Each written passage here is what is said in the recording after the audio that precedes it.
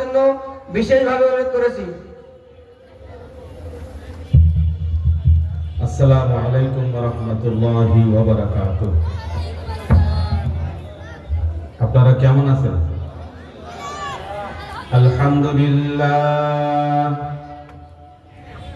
আলহামদুলিল্লাহ নাহমাদুহু ওয়া নাস্তাঈনুহু ওয়া নাস্তাগফিরুহু ওয়া নু'মিনু বিহি ওয়া নাতাওয়াক্কালু আলাইহি ওয়া নাউযু বিল্লাহি মিন শুরুরি আনফুসিনা ওয়া মিন সাইয়্যাতি আ'মালিনা মান ইয়াহদিহিল্লাহু ফালা মুদিল্লা লাহু ومن يضلله فلا هادي له ونشهد أن لا إله إلا الله وحده لا شريك له ونشهد أن سيدنا وسندنا وحبيبنا وطبيبنا ومحبوبنا ومرشدنا ومولانا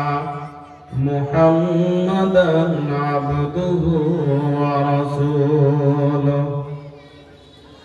أرسله بالحق بشيرا ونذيرا وداعيا إلى الله بإذنه سراجا وقمرا منيرا أما بعد فأعوذ بالله من الشيطان الرجيم بسم الله الرحمن الرحيم إن الذين قالوا ربنا الله ثم استقاموا تتنزل عليهم الملائكة ألا تخافوا ولا تحزنوا وأبشروا بالجنة التي كنتم توعدون نحن أولياؤكم في الحياة الدنيا وفي الآخرة ولكم فيها ما تشتهي أنفسكم ولكم فيها ما تدعون نزلا من غفور رحيم صدق الله مولانا العظيم قال رسول الله صلى الله عليه وسلم الكيس من دان نفسه وعمل لما بعد الموت والعاجز من اتبع نفسه هواها وتمنى على الله أو كما قال عليه الصلاة والسلام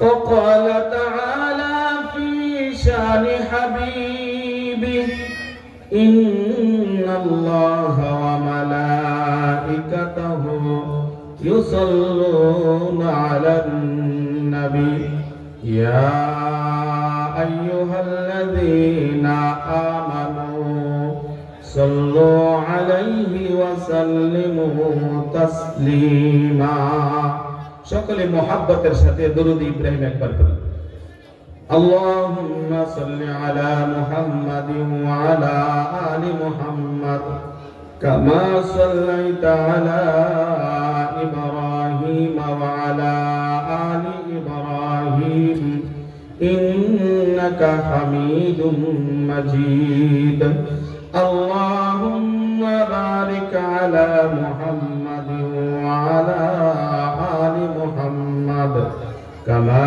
باركت على إبراهيم وعلى آل إبراهيم إنك حميد مجيد الحمد لله মধ্যকার বালুবাড়ি যুব সমাজের উদ্যোগে আয়োজিত তাফসিরুল কোরআন মাহফিলের সম্মানিত সুযোগ্য সভাপতি, প্রধান অতিথি, বিশেষ অতিথিবৃন্দ, উপস্থিত ওলামায়ে হযরত, দিনদার, মুত্তাকি, পরহেজগার ভাই, বন্ধু, মুরব্বীগণ, উপস্থিত পর্দার আড়ালের মা ও বোনেরা, মহান রব্বুল আলামিনের দরবারে লাখ হাজার শুকরিয়া যে আল্লাহ পাক রব্বুল আলামিন আমাদিগকে বিভিন্ন জায়গা থেকে, বিভিন্ন ব্যস্ততা থেকে, বিভিন্ন জরুরত থেকে ফারেক করে এই জান্নাতি সামিয়ানার নিচে গুনাহ মাফের মজলিসে, জান্নাত পাওয়ার মজলিসে, হেদায়েত পাওয়ার মজলিসে, আল্লাহর রহমত পাওয়ার মজলিসে এই রিয়াজুল জান্নাহ আসার এবং বসার তৌফিক দান করেছেন। এই জন্য শুকরিয়া তান সকলে বলি আলহামদুলিল্লাহ। জান্নাতের মালিককে আল্লাহ তাআলা নিজে মেজবান হয়ে আমাদিগকে তার জান্নাতি মেহমান হিসেবে কবুল করে জান্নাতি সামিয়ানার নিচে আনে বসা দিয়েছেন। এই জন্য আমরা খুশি না বেজার, কম না বেশি? যেমন বেশি তেমন আওয়াজ দিয়া আল্লাহর দেওয়া জবানটা ব্যবহার করে আল্লাহকে খুশি করার নিয়তে আবারও শুকরিয়া আদায় করে বলি আলহামদুলিল্লাহ।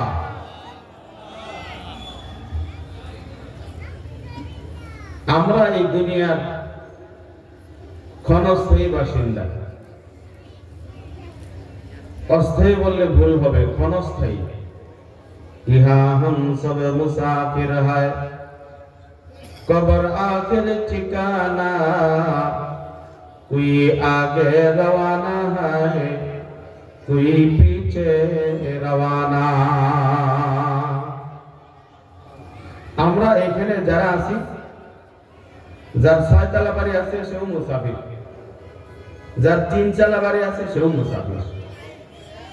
আমরা কেউ মুকিম না, সবাই মুসাফির। এই অস্থায়ী পৃথিবীতে ক্ষণস্থায়ী মুসাফির।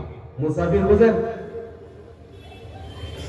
ইব্রাহিম আদহাম রহমতুল্লাহি আলাইহি নাম শুনেন নাই? অনেক বড় বাদশা ছিল, বলখের বাদশা, বিশাল বাদশা। তিনি আল্লাহকে পাওয়ার জন্য বাদশাহী চাচ্ছেন। তিনি রাজপ্রাসাদে, বিশাল রাজপ্রাসাদে 1 লক্ষ ব্লাডার নিয়ে ঢুকছে। বাদশা বলতেছে, এই মিয়া তুমি এই জায়গায় কেন? বলতেছে কেন? আমি মুসাফির। তো মুসাফির হচ্ছে মুসাফিরের খানায় যাও। আমি তো তোমাদের জন্য মুসাফির খানা বানাইছি। বলছে হ্যাঁ, ওই জন্যই তো আসছি। বলছে আরে মিয়া তুমি মুসাফির খানায় যাও। বলতেছে ওই জন্যই আসছি। বলছে আরে এইটা তো মুসাফির খানা না। বলছে এটা কি তাইলে? বলতেছে এটা হলো শাহী বালাখানা। এইটা মুসাফির খানা না। মুসাফির খানা ওই যে দরজার বাহিরে একটা ঘর আছে, ওই ঘরটা মুসাফিরদের জন্য আমি বানাইছি, ওইটা মুসাফির খানা। বলছে তাইলে তো এটা তো বালাখানা, এটা শাহী বালাখানা। বলতেছে জাহাপানা, মুসাফির খানা কাকে বলে, বালাখানা কাকে বলে আমি বুঝি না, তবে এইটা আমি বুঝি যে মুসাফির খানা যেটা স্থায়ী না, অনস্থায়ী, ক্ষণস্থায়ী। বলছে হ্যাঁ এটাই। তো বলতেছি এটা তো মুসাফির খানা। বলছে না, এটা তো মুসাফির খানা না, তোমাকে বারবার বলতেছি বুঝো না। বলতেছে তাইলে আপনি এখানে আসেন, আপনি তো মুসাফির না। বলছে না। বলছে আপনি তো তাইলে কিয়ামত পর্যন্ত থাকবেন? কোন না, আমি তো মরে যাব। আপনি তো তাহলে পৃথিবীর শুরু থেকে এখানে ছিলেন? বলছে না, তাও তো ছিলাম না। তাহলে এই বালাখানায় আপনার আগে আরো কেউ ছিল? বলছে হ্যাঁ, আমার বাবা ছিল, তার আগে আমার দাদা ছিল, তার আগে আমার দাদা ছিল, তার দাদা ছিল। বলছে আপনি তো কেমন পর্যন্ত থাকবেন? বলছে না, আমার পরে আমার ছেলে এখানে থাকবে, তারপরে নাতি, তারপরে পুতি, এইভাবে। বলতেছে যে ওরা আগে যারা ছিল তারা কোথায়? বলছে ওরা তো চলে গেছে। তা আপনি কোথায় যাবেন? বলছে আমিও চলে যাব। তা আপনি এতদিন কোথায় ছিলেন? বলছে আমি তো ছিলাম না, আমি আসছি, আবার চলে যাবো। বলতেছে তাহলে মুসাফির খানা করলেন? মুসাফির খানা তো ওইটাই যেখানে মানুষ আসে, কিছুক্ষণ বসবাস করে, আবার সেখান থেকে চলে যায়। আপনার দাদা এখানে ছিল, আসছিল, চলে গেছে। আপনার বাবা এখানে আসছিল, আবার চলে গেছে। আপনি আসছেন, চলে যাবেন। আপনার ছেলে আসবে, চলে যাবে। আপনার নাতি আসবে, চলে যাবে। এটাই তো হলো মুসাফির খানা। ইহা हम सब मुसाफिर है, कब्र आखिर ठिकाना, कोई आगे रवाना है, कोई पीछे रवाना। এই দুনিয়াটা থাকার জায়গা না, এটা হলো কামাইয়ের জায়গা। কিসের জায়গা?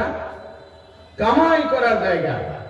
হাসরের ময়দানে আল্লাহ পাক রব্বুল আলামিন কেমন প্রশ্ন করবেন, বান্দা দুনিয়ার মধ্যে আমি তোমাকে 50 বছর হায়াত দিয়েছিলাম, 60 বছর 70 বছর হায়াত দিয়েছিলাম। এই 70 বছরে কেন একটা 6 তলা বাড়ি বানাও নাই, 5 তলা বাড়ি বানাও নাই? বান্দারে এই 50 বছর হায়াত দিয়েছিলাম, কেন 50 কোটি টাকা কামাই করতে পারলা না? বান্দা দুনিয়ার ব্যাংক ব্যালেন্স কেন ভর্তি করতে পারলা না? এমন প্রশ্ন কি আল্লাহ করবে? এমন প্রশ্ন আল্লাহ করবে না।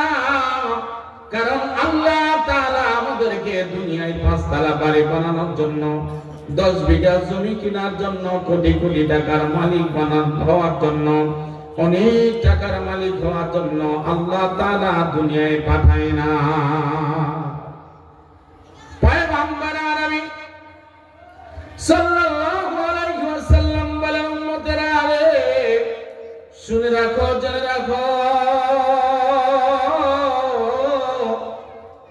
এই দুনিয়াটা আল্লাহ পাক রব্বুল আলামিন আমাদের জন্য এই জন্য বানাইছেন। এই দুনিয়ায় অল্প হায়াত দিয়া, সামান্য সময় দিয়া আল্লাহ তাআলা দুনিয়ায় পাঠাইছেন। এই হায়াতটাকে কাজে লাগাইয়া, আল্লাহ দেওয়া দুনিয়ার নিয়ামতগুলা কাজে লাগাইয়া, এই দুনিয়ার সামান্য হায়াত দুনিয়ার মধ্যে থাইকা আমাদের সামনে অনন্তকালের জিন্দেগি, পরকালের জিন্দেগি, যেই জিন্দেগির শুরু আছে শেষ নাই, ওই পরকালের জিন্দেগির পাত্র সংগ্রহ করার জন্য আল্লাহ তাআলা আমাদেরকে দুনিয়ায় পাঠাইছেন। আদ-দুনিয়া মাযরাআতুল আখিরাহ, এই দুনিয়াটা হলো আখিরাত কামাই করার জায়গা। আল্লাহ তাআলা দুনিয়া কামাই করার জন্য হায়াত দেয় না। এই চক্ষু দুইটা আল্লাহ তাআলা দুনিয়া কামাই করার জন্য দেয় নাই। দুইটা হাত আল্লাহ তাআলা দুনিয়া কামাই করার জন্য দেয় নাই। দুইটা পা দুনিয়া কামাই করার জন্য দেয় নাই। আল্লাহ তাআলা দুনিয়ার যত নিয়ামত দিয়েছেন পরকাল কামাই করার জন্য। ওয়ালাল আখিরাতু খায়রু ওয়া আবকা।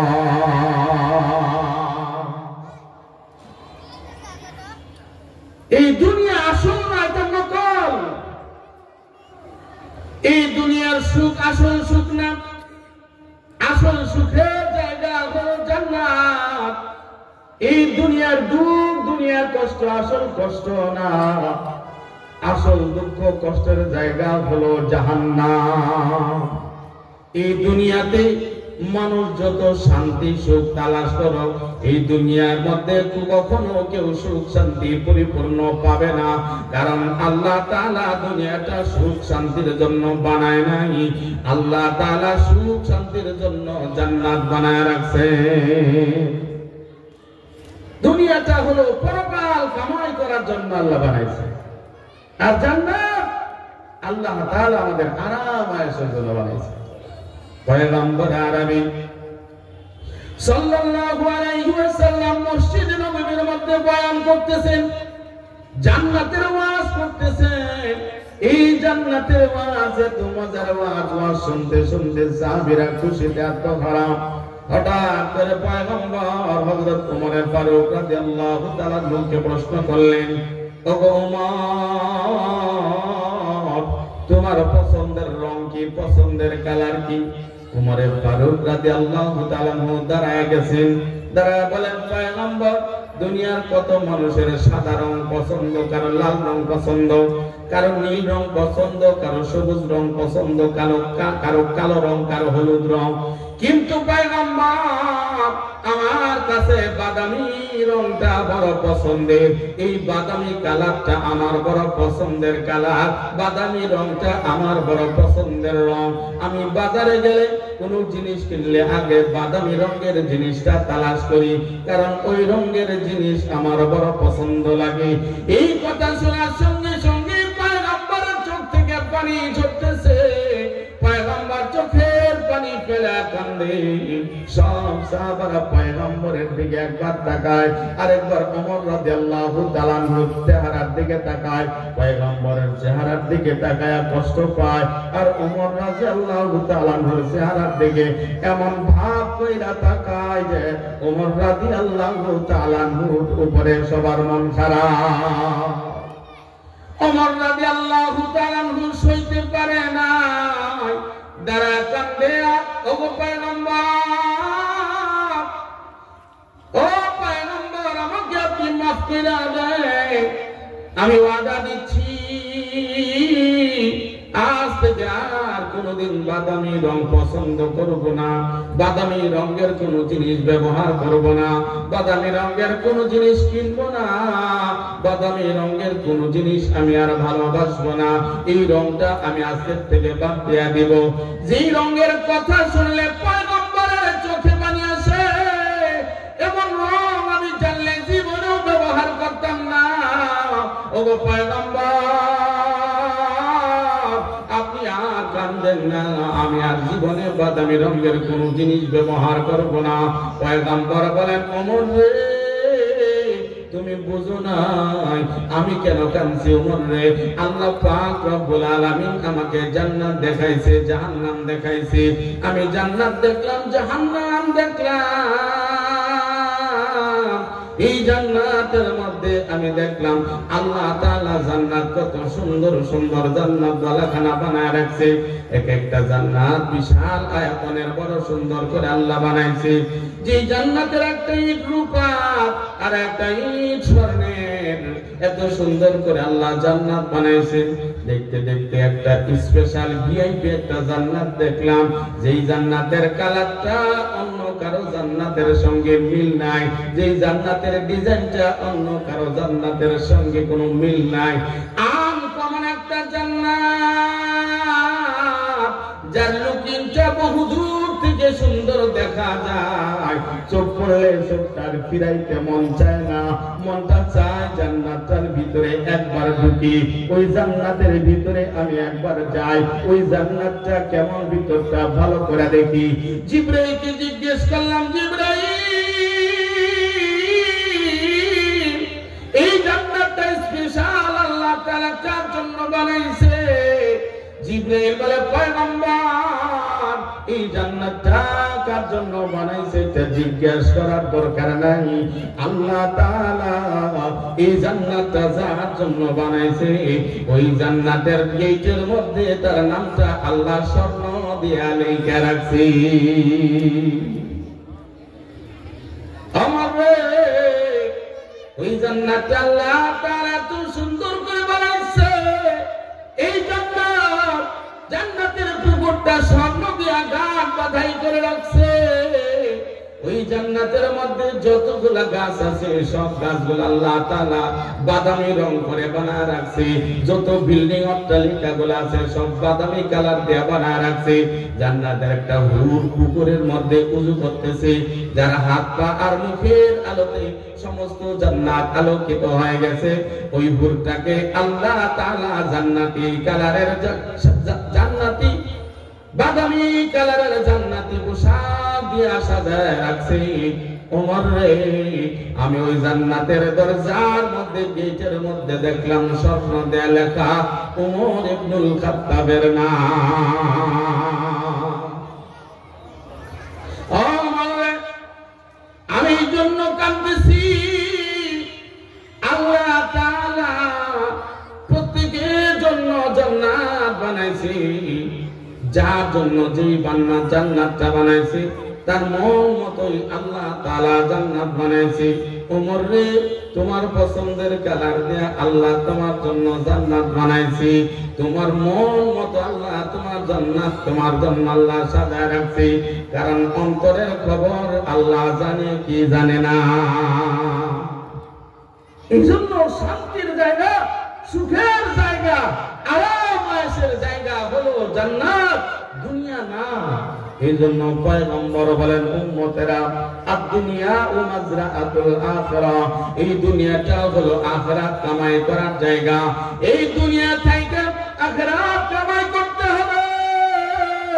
এই দুনিয়া থেকে তোমার আখিরাত তোমাকে সাজাইতে হবে। আমার আপনার পয়গম্বর আখির নবী মুহাম্মদুর রাসূলুল্লাহ সাল্লাল্লাহু আলাইহি ওয়াসাল্লাম বলেন, আল কাইয়িসু মান দানা নাফসাহু ওয়া আমিলা লিমা বা'দাল মাউত ওয়াল আজিজু মান ইতবা'a নাফসাহু হাওয়াহা ওয়া তামান্না আলাল্লাহ। পয়গম্বর বলেন, উম্মতেরা রে, তোমরা মনে করো না যে লোকটা অনেক টাকার মালিক সেই লোকটা মনে হয় বড় বুদ্ধিমান, যেই লোকটা অনেক বড় অট্টালিকার মালিক মনে হয় এই লোকটা বুদ্ধিমান, যেই লোকটা অনেক বড় অফিসার হয়ে গেছে লোকটা মনে হয় বড় জ্ঞানী বুদ্ধিমান, যেই লোকটা অনেক বড় নেতা হয়ে গেছে এই লোকটা মনে হয় বড় বুদ্ধিমান। পয়গম্বর বলেন, না না না, আমরা তো মনে করি এই লোকটা বিজনেস ম্যাগনেট, এই বড় বুদ্ধিমান।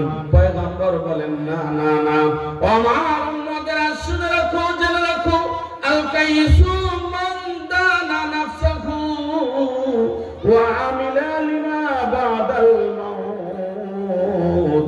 ওই লোকটাই হলো দুনিয়ার মধ্যে সবচাইতে জ্ঞানী, ওই লোকটাই হলো দুনিয়ার মধ্যে সবচাইতে বুদ্ধিমান, যে নিজেকে চিনতে পেরেছে, তার পূর্বের অবস্থা কি ছিল, তার অতীত কি ছিল, বর্তমান কি অবস্থা, ভবিষ্যৎ কি, হে নিজেকে চিনতে পেরেছে, আল্লাহ তাকে কেন বানাইছে এটা জানে, তাকে কোন জায়গায় যাইতে হবে এটা জানে, কি নিয়ে যাইতে হবে ওইটা জানে, দুনিয়ায় আল্লাহ কেন পাঠাইছে এটা জানে, দুনিয়ায় তার কাজ কি এটা জানে। এই লোকটা হলো জ্ঞানী। আর থাকে দুনিয়া থেকে সে দুনিয়া কামাই করে না, তাকে দুনিয়ায় কামাই করে পরকাল। পয়গম্বর বলেন, এই লোকটাই হলো জ্ঞানী, এই লোকটাই হলো বুদ্ধিমান। আপনি 6 তলা 10 তলা 20 তলা বাড়ি বানান, রাইখা যেতে হবে। 10 বিঘা জমি কিনেন, রাইখা যেতে হবে। ব্যাংকে 100 কোটি টাকা জমা করেন, রাইখা যেতে হবে। এইগুলো কবরে যাবে না, পরকালে কাজে লাগবে না।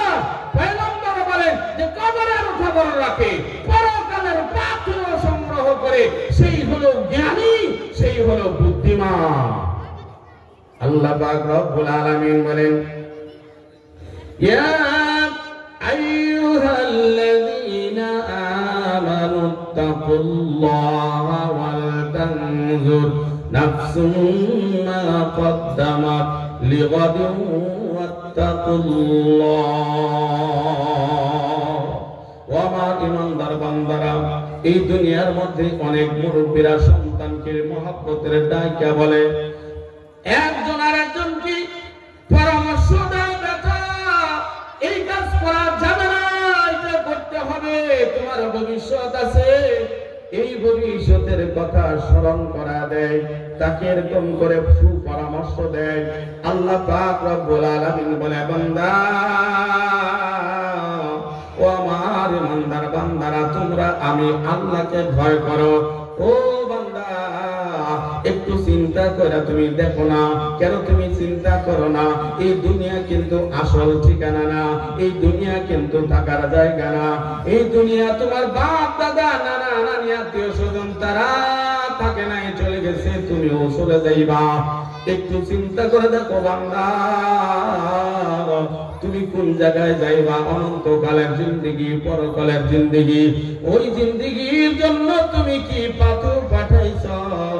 বান্দা, তুমি নিজে একটু চিন্তা কইরা দেখো না। বান্দা, তুমি একটু চিন্তা করে দেখো।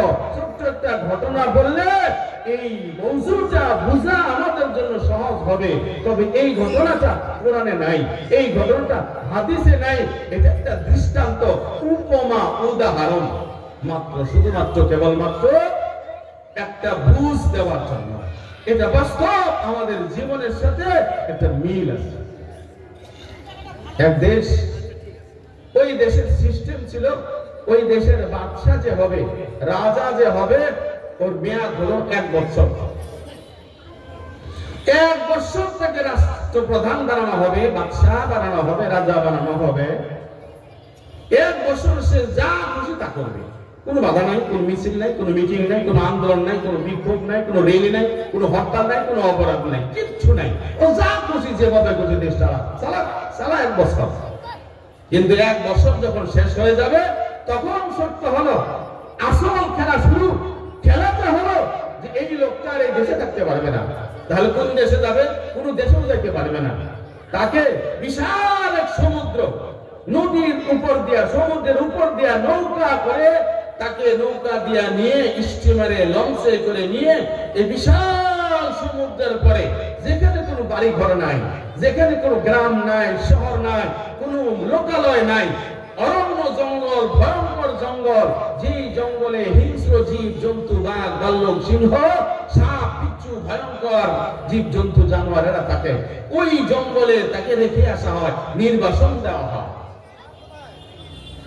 এই বাদশাগুলা সারা বছর মন মতো দেশ চালায়। বছর যখন শেষ হয়ে যায়, তখন তার খাওয়া বন্ধ হয়ে যায়, কারণ মৃত্যুর ভয়, তার সামনে মৃত্যু। ওই সমুদ্র পার করে জঙ্গলে যখন রাইখা আসবে, রাখার সঙ্গে সঙ্গে ভয়ঙ্কর জীব জন্তু তাকে চিরে পারে খাবে, বাঘ খাবে, সিংহ খাবে, ভাল্লুক খাবে, সাপ বিচ্ছু খাবে, ভয়ঙ্কর অবস্থা। এই জন্য সে খালি কাঁদতে থাকে, তার ঘুম স্বপন সব বন্ধ হয়ে যায়, খাবার দাবার আর নসি থাকে না, মরণের ভয়। কিন্তু বাঁচার উপায় নেই, সময় যখন শেষ, যাইতে চায় না, 2 হাত জোর করে কান্দে, তোমরা আমাকে ওই জায়গায় নিয়ে যাও না, আমি তোমাদের কোনো ক্ষতি করি নাই, আমি তোমাদের জন্য 1 বছর কত কি করলাম, ব্রিজ বানাইলাম, কালভার্ট বানাইলাম, স্কুল বানাইলাম, কলেজ বানাইলাম, মাদ্রাসা বানাইলাম, রাস্তা বানাইলাম, কত কি উন্নয়ন করলাম, এরপরেও আমাকে কেন ওই জায়গায় পাঠাইবা? বলে এটাই তো সিস্টেম, যাইতে তো হবে। যাইতে চায় না, চোখের পানি ফেলা, কান্দে, আমাকে মাফ করে দাও, আমি ওখানে যাবো না। বলে হবে না। সবাই হাতে পায়ে বেরি লাগাইয়া টানিয়া টানিয়া নিয়ে যায়, নৌকার মধ্যে উঠায়। ওই নৌকার মধ্যে কত হাতে ধরে, পায়ে ধরে, কান্দে, কিন্তু তাকে ছাড়ে না। নৌকা সামনের দিকে যত যাইতে থাকে, তার কান্না তত বাড়তে থাকে। সমুদ্র পার হয়ে চলে যায়, এমন করুণ কান্না কান্দে, কিন্তু তাকে কেউ আর ফিরায় আনে না। ওই নৌকা থেকে যখন নামা দেয়, এমন করুণ চিৎকার করে, আমাকে এখানে রাইখা যাও না, এইখানে আমাকে এখনই বাঘ ভাল্লুক আসবে, সিংহ আসবে, আমাকে চিনে পরে খায় নিবি, তোমরা আমাকে এখানে রাইখা যাও না। কিন্তু কেউ তার কথা শুনে না, তাকে ওইখানে রাইখা আসে, এত চিৎকার করে কান্দে, কিন্তু সবাই তাকে রাইখা চলে আসে। এরপরে বাঘ ভাল্লুক সিংহ হিংস্র জানোয়াররা এসে তাকে ছিঁড়ে পরে খায়, তাকে শেষ করে দেয়। এরকম অবস্থা হয়ে গেছে, এখন আর বাদশা খুঁজে পাওয়া যায় না। একজন আসে বলতেছে, আমি বাদশা হইতে চাই, আমি নিজেই তোমাদেরকে ঘোষণা দিচ্ছি যে আমি 1 বছর রাজত্ব চালাবো।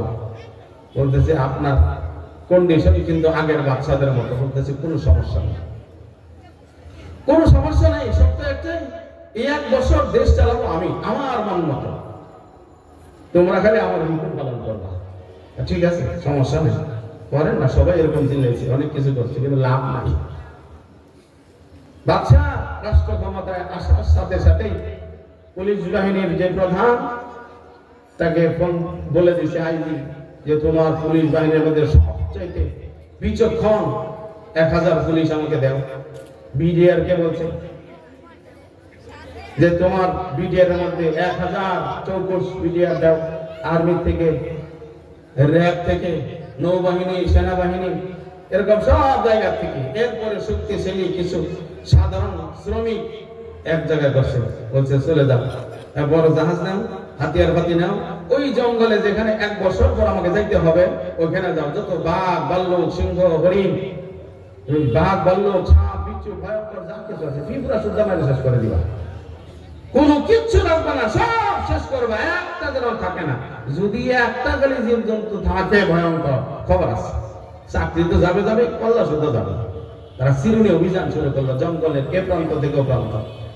যত বাঘ, ভাল্লুক, সিংহ, হরিণ, তারপরে এরকম সাপ, বিচ্ছু, ভয়ঙ্কর যত কিছু ছিল সব সাপ আসে বলে যাবো না, সব ক্লিয়ার। এবার আরেক ঘাটি পাঠাইছে, যাও এই যে ভয়ঙ্কর বড় বড় গাছগুলো, পুরাতন গাছগুলো আছে এগুলো সব কাটে ফেলাও, এইগুলা কাইছে ওইখানে ভালো ভালো গাছগুলো রাখো, আর ফাঁকা জায়গায় নতুন নতুন ভালো আমের জাত, লিচু, কাঁঠাল, পেয়ারা, বেদানা যত প্রকার ফল পৃথিবীতে আছে সব ফলের গাছ, ফুলের গাছ দিয়ে সাজাও। এরপরে রাস্তা বানাও, ব্রিজ বানাও, কালভার্ট বানাও, স্কুল, কলেজ, মাদ্রাসা, মসজিদ বানাও। এরপরে 1000 অট্টালিকা, 1000 বালাখানা বাড়ি বানাও, বিশাল একটা শাহী বালাখানা বানাও। এইভাবে বানানো শুরু হয়েছে। এরপর একটা মার্কেট, বিশাল একটা মার্কেট, অত্যাধুনিক মার্কেট তৈরি করা হয়েছে। এরপরে ওই মার্কেটে দোকানদার পাঠানো হয়েছে। এরপরে যত রকম শ্রমিক দরকার এরকম করে বাসে বাসে ভালো শিক্ষিত যোগ্য যারা বংশ বুনিয়াদ ভালো, এরকম বাসে বাসে হাজার হাজার লোককে ওখানে পার করা হয়েছে। যা তোরা ওখানে নতুন দেশ, নতুন একটা দেশ আবিষ্কার হয়েছে। ওই দেশের রাজত্ব আমার, আমি হইলাম ওই দেশের বাদশা। ওই দেশের কোনোদিন ভোট হবে না, কোন নির্বাচন হবে না, কোন মিছিল হবে না, কোন মিটিং হবে না, কোন আন্দোলন হবে না, পর্যন্ত আমি যা বলবো তাই হবে। যা ওইখানে শান্তির দেশ স্বপ্নপুরী সেখানে তৈরি করা হলো, সেই স্বপ্নপুরী তৈরি হয়ে গেছে। অনেক প্রজা চলে গেছে, কোন আবল তাবল ফাবল চাবল নাই, সব ভালো কোয়ালিটির লোক পাঠাচ্ছে। বিশাল মার্কেট তৈরি হয়ে গেছে, স্কুল কলেজ ভরপুর, ছাত্র ছাত্রী, মসজিদ, মাদ্রাসা সব এভরিথিং অল ওকে। এখন বলেন আগের বাচ্চারা বছর শেষ হওয়ার আগে কাঁদতো, এই বাচ্চা কি কাঁদবে? এই বাচ্চা কাঁদবে? ওর তো খালি মনে খালি আনসান করতেছে কখন খালি বছরটা শেষ হবে। হয় না কেন? এখনো বছর শেষ হয় নাই কেন? বছর শেষ হইলে তো আমি চলে যাবো আনন্দ ফুরিতে, এই ঝামেলার দরকার নেই। এই বাচ্চা যখন সময় শেষ হয়ে যায়, আগের বাচ্চারা কাঁদছে আর এই বাচ্চা হাসতে হাসতে যায়। নৌকার মধ্যে নিজে লাফায় লাফায় ওঠে, মাঝে নৌকা চালায়, মাঝেকে ধমক দেয়, বেটা এত আসতে টানিস কেন, তাড়াতাড়ি যা।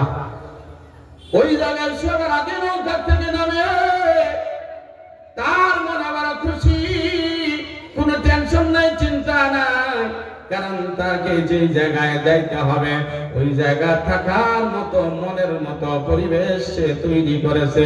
পয়গম্বর আরবি সাল্লাল্লাহু আলাইহি ওয়াসাল্লাম বলেন, আমার উম্মতেরা শুনে রাখো, জেনে রাখো, তোমাদের সামনে কবর, আল কবরু রাউযাতুম মিন রিয়াজিল জান্নাহ আও হুফরাতুম মিন হুফারিন নার। পয়গম্বর বলেন, উম্মতেরা রে, তোমাদের সামনে কবর, তুমি শুনে রাখো, জেনে রাখো, তোমার এই কবর 2 হালাতের যে কোনো এক হালাত হবে। হয়তো তোমার কবরটা হবে জান্নাতের বাগান, আর যদি তোমার কবরটাকে জান্নাতের বাগান বানাইতে না পারো, তোমার কবরটা হবে জাহান্নামের একটা গর্ত। এই কবরকে নিজে দুনিয়ায় থাইকা কবরটাকে সাজাইতে হবে, এই দুনিয়ায় থাইকা আখিরাত সাজাইতে হবে। এই কবর আমি যদি ঈমান আমল নিয়ে কবরে যাই, আমার কবরটা জান্নাতের বাগান হয়ে যাবে। আর যদি ফাসিক ফুজ্জার হয়ে, পাপী হয়ে, গুনাহগার হয়ে কবরে যায়, আমার কবরটা এমন অবস্থা হবে, জাহান্নাম থেকে ৭৭টা সুড়ঙ্গ আমার কবরে করে দেওয়া হবে। জাহান্নাম থেকে ৭৭টা সুড়ঙ্গ দেয়া জাহান্নামের আগুন আমার কবরে ঢুকতে থাকবে। জাহান্নামের আগুনের তৈরি,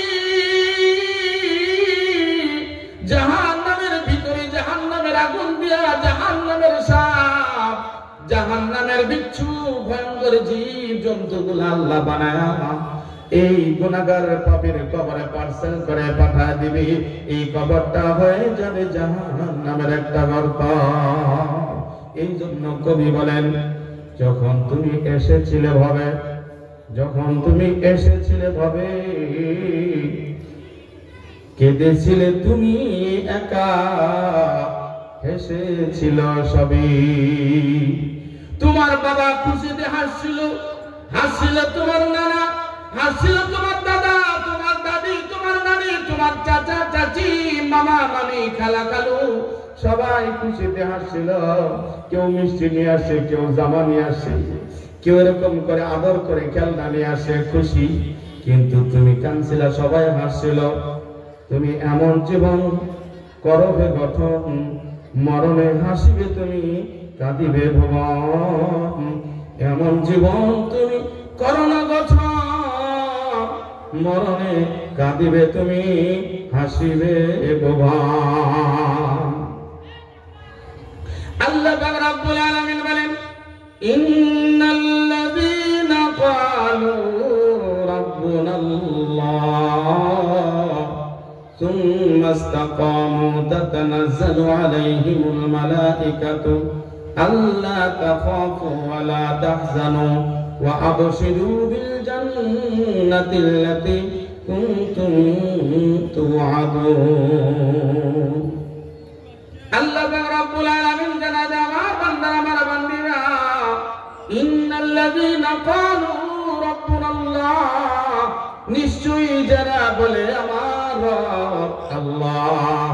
আমাদের রবকে, সবাই বলেন আমাদের রবকে, যারা বলেন আমাদের রবকে আল্লাহ। আল্লাহ তাআলা এটাই বলেন, যারা বলে আমার রব আল্লাহ, সুম্মা ইসতাকামু, এরপর এর উপর অটল অবিচল থাকে, অটল অবিচল থাকে। যত মুসিবত, যত বিপদ, যত টেনশন, যত পেরেশানি আসুক না কেন, এক মুহূর্তের জন্য সে ঈমান থেকে দূরে যায় না। এক মুহূর্ত থেকে ইহদিনাস সিরাতাল মুস্তাকিম থেকে সে দূরে সরে যায় না। হক থেকে এক মুহূর্তের জন্য সে গুমরাহি থেকে যায় না। এক মুহূর্তের জন্য সে গুমরাহ হয় না। আল্লাহকে রব বলে মানার পরে অবিচল অটল থাকে, ইস্তেকামত থাকে।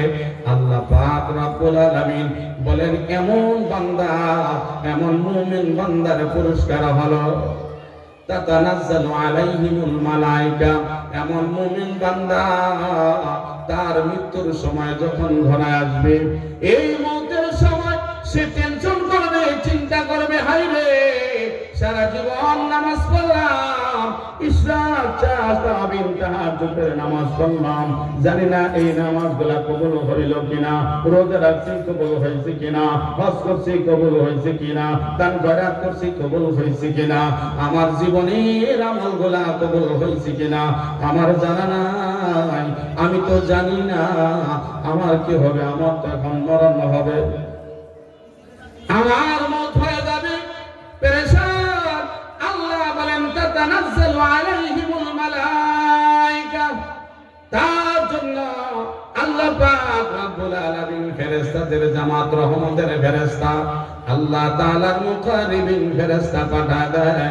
এই ফেরেশতা আয়েশা অভয় শোনায় দেয়, ও আল্লাহর বান্দা, তুমি কেন অযথা চিন্তা করতেছো? চিন্তা করো না। কেন টেনশন করতেছো? কোনো টেনশন করো না। আল্লাহ তাখাফু ওয়া লা তাহজানু ওয়া আবশিরু বিল জান্নাতিল্লাতী কুনতুম তুআদুন। ও আমার বান্দা, আমার বান্দি, আমার ফেরেশতা চলে আসবে। এই ফেরেশতা অভয় দিয়ে বলবে, আল্লাহ তাখাফু ওয়া লা তাহজানু, ওগো আল্লাহর মেহমান, ওগো আল্লাহর খাস বান্দা, আল্লাহর পেয়ারা বান্দা মুমিন, তুমি কেন ভয় করতেছো? তোমার কোনো ভয় নাই, তোমার কোনো চিন্তা নাই, কোনো টেনশন নাই। তুমি ওই জান্নাতের সুসংবাদ গ্রহণ করো, যেই জান্নাতের প্রতিশ্রুতি আল্লাহ তাআলা তোমাকে দিয়েছে। যেই জান্নাতের প্রতিশ্রুতি আল্লাহ তোমাকে দিয়েছিল, যেই জান্নাত পাওয়ার জন্য নামাজ পড়ছো, কোরআন পড়ছো, জিকির করছো, ইশরাক তাসবিহ তাহাজ্জুদের নামাজ পড়ছো, ওই জান্নাতের সুসংবাদ গ্রহণ করো। আল্লাহ তাআলা তোমাকে ওই জান্নাতের সুসংবাদ দিয়েছে। খুশি না বেজার? যারা বলেন খুশি না বেজার? কিন্তু এরপরেও মুমিন খুশি হবে না, মুমিন আরেক চিন্তায় পড়ে যাবে। মুমিন চিন্তা করবে জান্নাতের সুসংবাদ পাইলাম, জান্নাত তো দূর, এখনো তো বহু দূর, কারণ মালাকুল মউত আজরাইল আসবে, মরণ যন্ত্রণা, আমার কি অবস্থা হবে জানা নাই। কবরে থাকতে হবে কমপক্ষে 40,000 বছর, এই 40,000 বছর কি হবে তা তো জানা নাই। হাসরের ময়দান 50,000 বছর, কি হবে জানি না। ফুলসিরাত 30,000 বছর, কি হবে জানি না। এই 1,20,000 বছর পরে হলো জান্নাত। ওই জান্নাতের সুসংবাদ পাইলাম, কবরের সুসংবাদ পাই নাই, হাসরের সুসংবাদ পাই নাই, ফুলসিরাতের সুসংবাদ পাই নাই। মালাকুল মউত আজরাইল আসলে আমার কি হবে, আমার জান কবজ করবে, কেমন অবস্থা হবে আমার তো জানা নাই। এই ভয় আমার কাজ করতেছে। আল্লাহ তাআলা জানায় দেয়, ফেরেশতাদেরকে আল্লাহ শিখায় দেবে, ফেরেশতারা তখন জানা দিবে, নাহনু আউলিয়াউকুম ফিল হায়াতিদ দুনিয়া ওয়া ফিল আখিরাহ। ও আল্লাহর মেহমান, তুমি চিন্তা কইরো না, যতক্ষণ পর্যন্ত মালাকুল মউত আজরাইল আসে নাই আমরা তোমার পাশে থাকবো, তোমাকে ছেড়ে যাব না। মালাকুল মউত আজরাইল যখন তোমার কাছে আসবে আমরা তোমার পাশে থাকবো, তোমার জান কবজ করবে বটে, কিন্তু কষ্ট দিতে দিব না। তুমি 40,000 বছর কবরে থাকবা, এই কবরে আমরা তোমার সাথে থাকবো, কবরে কোনো কষ্ট পাইতে দিব না। হাসরে তোমার সাথে থাকবো, কষ্ট পাইতে দিব না। ফুলসিরাতে তোমার সাথে থাকবো, কষ্ট পাইতে দিব না। এই ফুলসিরাত পার হয়ে তুমি যখন জান্নাতে চলে যাইবা তখন আর তোমার কোনো টেনশন নাই, কোনো চিন্তা নাই। নাহনু আউলিয়াউকুম ফিল হায়াতিদ দুনিয়া ওয়া ফিল আখিরাহ ওয়া লাকুম ফিহা মা তাশতাহি আনফুসুকুম ওয়া লাকুম ফিহা মা তাদউন নুজুলাম মিন গফুরির রহিম। আল্লাহর পক্ষ থেকে ফেরেশতারা জানা দেবে, ও আল্লাহর মেহমান, তুমি যখন ফুলসিরাত পার হয়ে জান্নাতে চলে যাইবা সেখানে তোমার কোনো চিন্তা নাই, কোনো টেনশন নাই, তুমি যা চাইবা তা পাইবা, চাইতেও হবে না, খালি মনে মনে কল্পনা করবা, সঙ্গে সঙ্গে তুমি পাওয়া যাইবা। একটা পাখি আকাশ দিয়া উইরা যাবে, জান্নাতি মনে মনে পাখিটা ভুনা খাইতে যাবে, সঙ্গে সঙ্গে পাখিটা ভুনা হয়ে তার মুখের মধ্যে চলে আসবে। গাছের মধ্যে একটা হাড়িভাঙ্গা আম দেখছে, খাইতে মন চায়, হাড়িভাঙ্গা আমটা মুখের মধ্যে চলে আসবে, আমটা পারা লাগবে না, কাউকে বলাও লাগবে না, যা সামনে তাই কল্পনা করবে, খালি বলতেও হবে না। দিদি এই লোকটা ঈমান নিয়ে যদি যায় তার হালত এমন হবে, মওতের সময় যারা গুনাহগার, যারা পাপী, তার এমন অবস্থা হবে। মৃত্যুর সময় মালাকুল মউত আজরাইল যখন আসবে চিৎকার করে কান্দবে, আজরাইল ভাই, আজরাইল ভাই, আমার জানটা কবজ করো না, আর কিছুদিন সময় দাও, দিনরাত খালি আবাদতই করব, আর গুনাহ করব না, আর পাপ করবা, কিন্তু আজরাইল ছাড়বে না। আইনামা তাকুনু ইউদরিকুমুল মাউতু ওয়ালাউ কুনতুম ফি বুরুজিন মুশাইয়াদা। আল্লাহ বলেন, বান্দা, মরণ থেকে বাঁচার জন্য পালাও, তুমি কোন জায়গায় পালাইবা? মরণ থেকে পালাও তুমি, মরণ তোমায় লইবে গিরি, যদিও শুধু আকাশ পানে লুকাও সেথাই লাগিয়ে সিঁড়ি। মরণ তুমি যেখানে যাও, মরণ তোমাকে খুঁজে বের করবে, ওই জায়গায় তোমাকে নির্দিষ্ট জায়গায় নির্দিষ্ট সময়ে তোমার জান কবজ করবে। এই ফাসিক ফুজ্জার গুনাহগার পাপী চিৎকার করে কিন্তু ছাড়ে না, তাকে মৃত্যু ফেরেশতা মালাকুল মউত আজরাইল জানটা কবজ করে।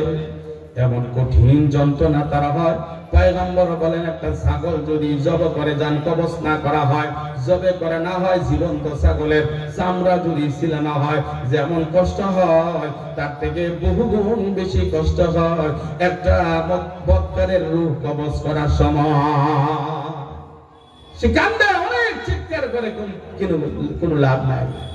তাকে খাটিয়ে করে কবরে নিয়ে যায়, চিৎকার করে কান্দে। এই তার জীবনের সমাপ্তি হওয়ার সঙ্গে সঙ্গে কান্না শুরু হয়ে গেল। পয়গম্বর বলেন একটা বৎকার যখন মারা যায়, সেই যেই ঘরের মধ্যে থাকে, এই ঘরের জমিটা পর্যন্ত, ঘরটা পর্যন্ত হাসতে থাকে, ঘরটা খুশি হয়।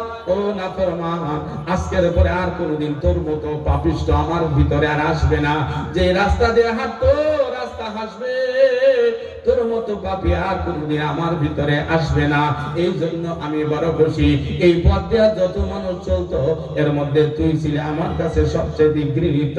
আজকের পরে আর কোনোদিন তুই আমার উপর দিয়ে আসতে পারবে, এর জন্য খুশি। যেই গাছের নিচে বসতো গাছটা খুশি, যেই ফেরেশতারা আমলনামা লিখতো, যেই ফেরেশতারা শ্বাস প্রশ্বাসের দায়িত্বে ছিল, যেই ফেরেশতারা পানি খাওয়ার দায়িত্বে ছিল, খাবার গ্রহণ করার সিস্টেম ফর্মুলার দায়িত্বে ছিল, ওই ফেরেশতারা পর্যন্ত খুশিতে হাসবে। নাফরমান চলে যা। তো এতদিন দুনিয়ার মধ্যে তোর জন্য আমরা কাজে নিয়োজিত ছিলাম, কিন্তু আমাদের কাছে তুই ছিলি সবচেয়ে নিকৃষ্ট, সবচেয়ে ঘৃণিত। আজকে আমরা খুশি, তোর খেদমত থেকে আমরা মাহফুজ, আর কোনোদিন তোর খেদমত করতে হবে না। এইভাবে সবাই হাসতে থাকবে আর সে কাঁদতে থাকবে। খাটিয়ার মধ্যে চিৎকার করে কান্দে, আত্মীয় স্বজনকে ডাক দিয়া বলে, আমার ভাই, আমার সন্তানেরা রে, আমাকে কোথায় নিয়ে যাস? আমাকে ওই কবরে নিয়ে যাবি না।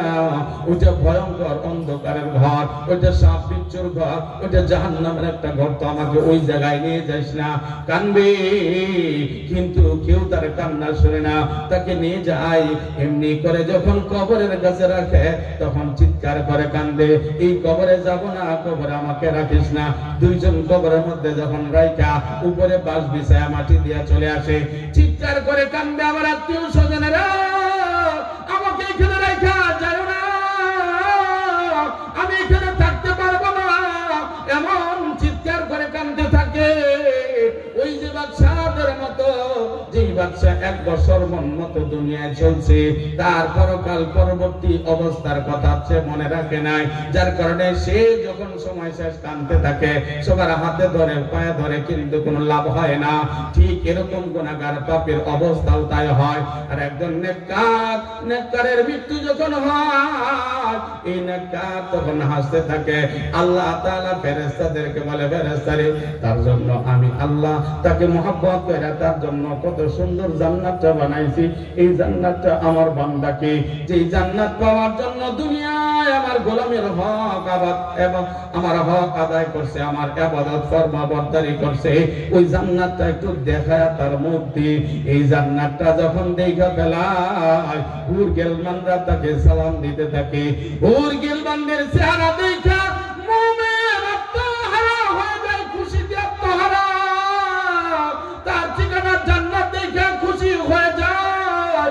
আর সে মনে মনে আকাঙ্ক্ষা করে, তাড়াতাড়ি মালাকুল মউত আজরাইল আয় আয়, আমার জানটা কবজ করে দে, আমি ওই জান্নাতে যাব, আমার হুর গেলমানদের কাছে যাব। আর নাফরমানকে তার জাহান্নাম যেই জায়গায়, যেই আগুনে তাকে রাখা হবে, ওই জাহান্নামটাকে তাকে দেখানো হয়। চিৎকার করে, আজরাইল আসিস না, আমার জানটা কবজ করিস না, এমন চিৎকার করে, কিন্তু তাকে বাঁচতে দেয় না। এই মুমিন যখন মারা যায়, পয়গম্বর বলেন, তুহফাতুল মুমিনিল মাউত। মুমিনের জন্য দুনিয়ায় যত প্রকার উপহার আছে, একটা 10 তলা বিল্ডিং একটা মুমিনকে দিলে মুমিন যত খুশি হয়, 20 তলা একটা বিল্ডিং যদি আপনি একদম তৈরি করে দলিল সহানে দেন, খাজনা খালি সুদ্ধা, এটা আপনাকে দিলাম, আপনি ইমানদার, ও যত খুশি হয়। এর থেকে 100 গুণ, 1000 গুণ, কোটি গুণ বেশি হয় মুমিনের যখন মৃত্যু আসে। তুহফাতুল মুমিনিল মাউত। পয়গম্বর বলেন, মুমিনের সবচাইতে বড় উপহার হলো তার মৃত্যু। কারণ মরতে দেরি হবে, আল্লাহর জান্নাতের নিয়ামত পাইতে দেরি হবে না। এই জন্য মুমিন সে মৃত্যুর জন্য অপেক্ষা করে। তুরফাতুল মুমিনিল মাউত, এই মুমিন যখন মারা যায়, যেই ফেরেশতারা তার আমল লিখতো, এই ফেরেশতারা কান্দে। যেই ফেরেশতারা খাবার কন্ট্রোল করত, ওই ফেরেশতারা কান্দে। শ্বাস প্রশ্বাসের দায়িত্বশীল ফেরেশতা কান্দতো।